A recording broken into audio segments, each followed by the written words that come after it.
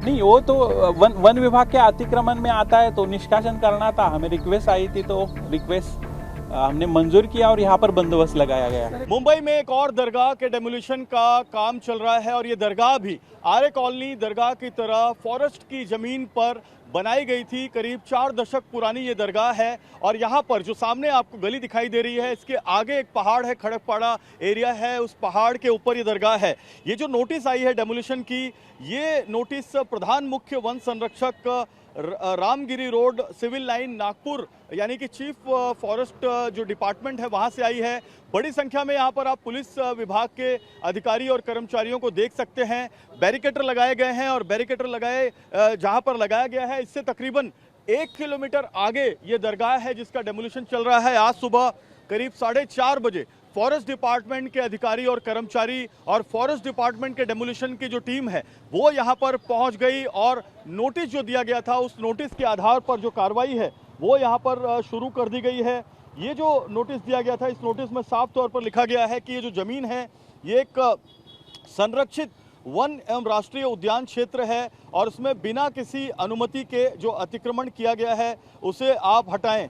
ये जो नोटिस है ये जो चीफ वन संरक्षक है यहाँ संजय गांधी नेशनल पार्क यहाँ पर दी गई थी और उसके बाद इसका जो इम्प्लीमेंटेशन है वो किया जाना शुरू किया गया है। 1 अप्रैल 2026 को पहले ये नोटिस दी गई, उसके बाद जुलाई महीने में एक बार और नोटिस दी गई और आज ये डेमोलिशन चल रहा है। भारी संख्या में यहाँ पर पुलिस की जो डिप्लॉयमेंट है वो बढ़ती जा रही है। यहाँ पर दहिसर डिवीज़न के एसीपी खुद मौजूद हैं, दिंडोशी डिवीज़न के जो सीनियर पीआई और एसीपी यहाँ पर मुआयना कर रहे हैं, एडिशनल सीपी का स्क्वाड यहाँ पर मौजूद है और अब देख सकते हैं पुलिस की जो गाड़ियाँ हैं वो लगातार जो लॉ एंड ऑर्डर की सिचुएशन है, सुरक्षा व्यवस्था की स्थिति है उसको संभाले हुए हैं।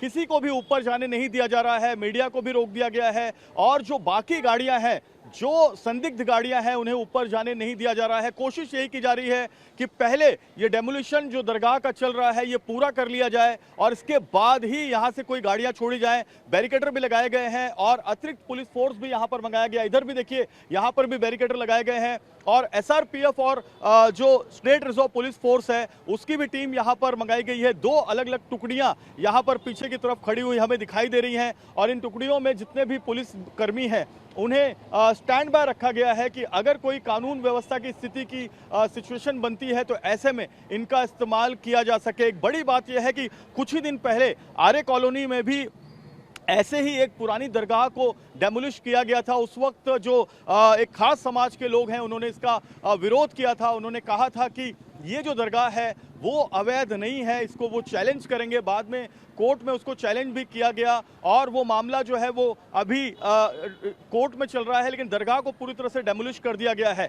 फॉरेस्ट डिपार्टमेंट का ये कहना है कि उनकी ज़मीनों पर, संजय गांधी राष्ट्रीय उद्यान की ज़मीनों पर जितनी भी ऐसी दरगाहें बनी हैं सबको नोटिस देके तोड़ा जाएगा। दूसरे जो धार्मिक स्थल हैं, जो दूसरे धर्मों के हैं, वो भी अगर अवैध हैं तो उनको भी नोटिस देकर तोड़ा जाएगा। कार्रवाई चल रही है, सुरक्षा बढ़ी हुई है।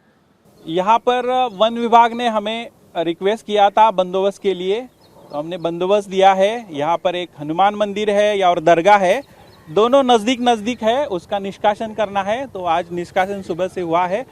हम पुलिसों ने उनको बंदोबस्त प्रोवाइड किया था और शांति से वो काम हो गया है। सर, ये जो दरगाह है ये कितने साल पुरानी बताई जाती है और आपके कितने पुलिस फोर्स के यहाँ पर डिप्लॉयड हैं लॉ एंड ऑर्डर के लिए? हमारे 150 के आसपास पुलिस मैन है, ऑफिसर्स भी है हमारे यहाँ। और वो जो एग्जैक्ट कितना पुराना था वो स्ट्रक्चर दोनों भी वो वन विभाग बता पाएंगी। क्या किसी के खिलाफ कार्रवाई या कुछ ट्रस्ट के हैं?